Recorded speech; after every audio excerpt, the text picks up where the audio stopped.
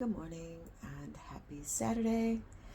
I'm still relaxing, but I wanted to give a quick story time about my experience with the tow company. Um, so I called Geico. I have Geico. I called them. I needed a new battery. Um, I tried to jump it with the little jumper thing, just wouldn't work. And I've been having to do that for quite a couple times. So I'm like, this battery must just be, you know, whatever. So I'm like, let me just get a fresh battery with everything, the impending storm and everything. I don't want to be messing around and have to question whether or not my car is going to be able to start if I need to move or whatever. Um, so I called Geico. They called and got some quotes for a battery. They gave me a price. I said, okay, fine, that works. They got a company to come out through them to put the battery in, to replace it with the new one. So I'm like, okay. So they're like, okay, da da da. Talk to the company that came out, and then they had a representative. They was like, okay, the guy will be coming out.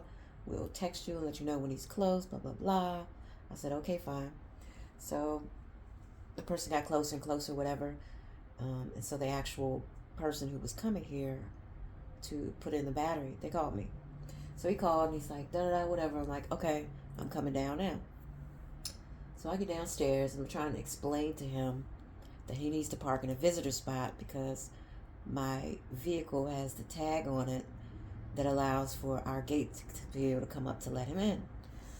He was not having it, child. When I say he rolled up, he had a major attitude.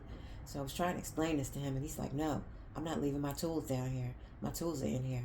And I'm like, sir, there's no way for me to get you in here. You need to park here, and then I need to take you up through the elevator and onto my floor. Anyway, so he wasn't having it. Total attitude. And finally, I was like, sir, why are you being so nasty? I said, are you okay? I said, why are you giving me an attitude? I'm trying to explain to you the process for us to be able to do this. Why did I say that? Oh, he started going off, you need me, and he took his finger.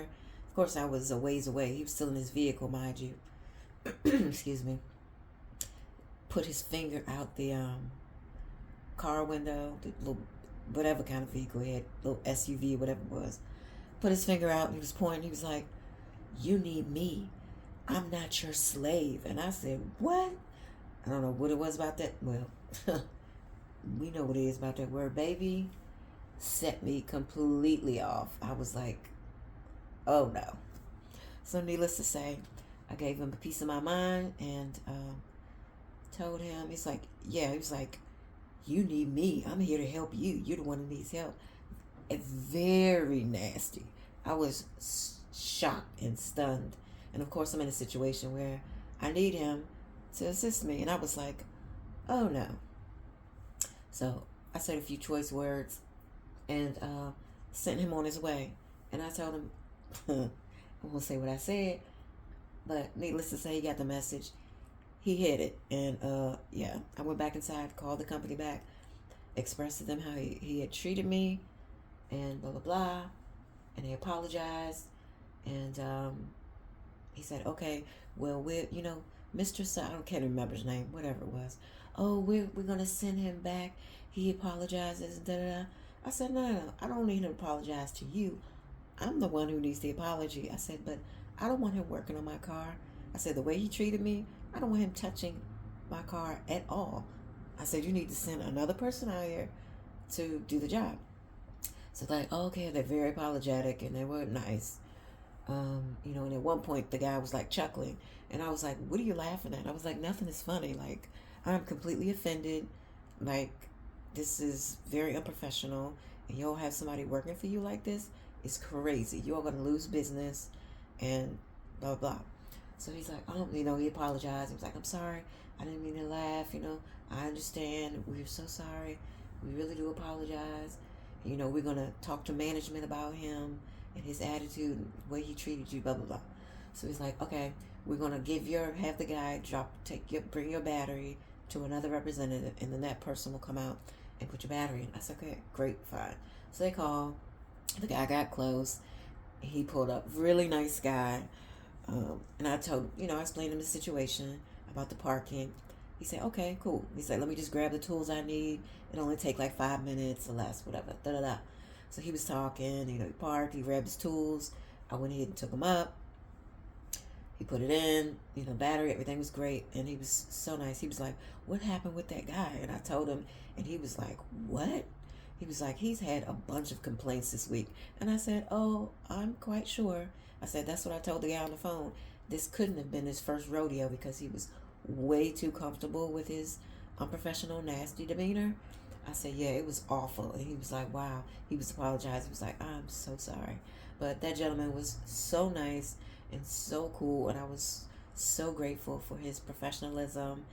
Um, but yeah, I guess my message is if you're paying for a service, you deserve respect. You deserve top tier customer service. And you should not accept anything less than that. Even if you're in a situation where you need their help, I mean, sometimes maybe you can't get out of the situation. Maybe you're on the side of the road or something. I don't know, but at the end of the day, you need to let somebody know about people like this because one is wrong, two is unprofessional, excuse me, and three, you're paying your hard-earned money, and you deserve to be treated with respect and dignity and courtesy and all of the things. So, don't settle for less. Just in life, don't settle for less than what you deserve. You know what I'm saying? Sometimes, again, you're in a situation where it is what it is, but make sure that someone knows about that. The company, whoever you're dealing with, let them know so that someone else doesn't have to deal with this behavior because clearly this was a pattern of behavior, which of course I knew again because he was just way too comfortable. He was pointing his finger and like he was shaking and just like I was like, oh no, oh no, oh no, oh no. So you deserve to be treated with the utmost of respect. Don't settle for less than you deserve. Peace.